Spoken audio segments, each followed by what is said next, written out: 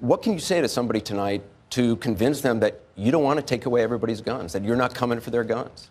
Well, first of all, Anderson, I think it's useful to keep in mind I've been now president for over 7 years, and gun sales don't seem to have suffered during that time.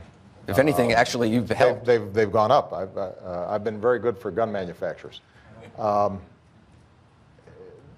More importantly, I'll tell you a story that I think indicates how I see the issue. Back in 2007, 2008, when I was campaigning, I'd leave Chicago, a city which is wonderful. I couldn't be prouder of my city, but where every week there's a story about a young person getting shot. Some are gang members and it's turf battles. Sometimes it's innocent victims. 55 people have been shot in Chicago in the last 7 days. Sometimes it's happened just a few blocks from my house, and I live in a reasonably good neighborhood on the south side of Chicago. So that's one image. Right?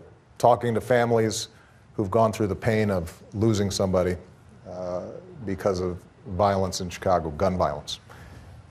Michelle and I are then campaigning out in Iowa, and we're going to farms and we're going to counties. And at one point, Michelle turned to me and she said, "You know, if I was living in a farmhouse where the sheriff's department's pretty far away, and somebody can just turn off the highway and come up to the farm, I'd want to have a shotgun or a rifle to make sure that I was protected, my family was protected."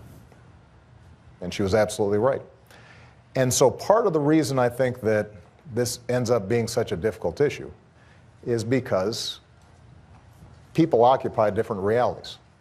There are a whole bunch of law-abiding citizens who have grown up hunting with their dad or going to the shooting range and are responsible gun owners. And then there's the reality that there are neighborhoods around the country where it is easier for a 12 or 13-year-old to purchase a gun and cheaper than it is for them to get a book.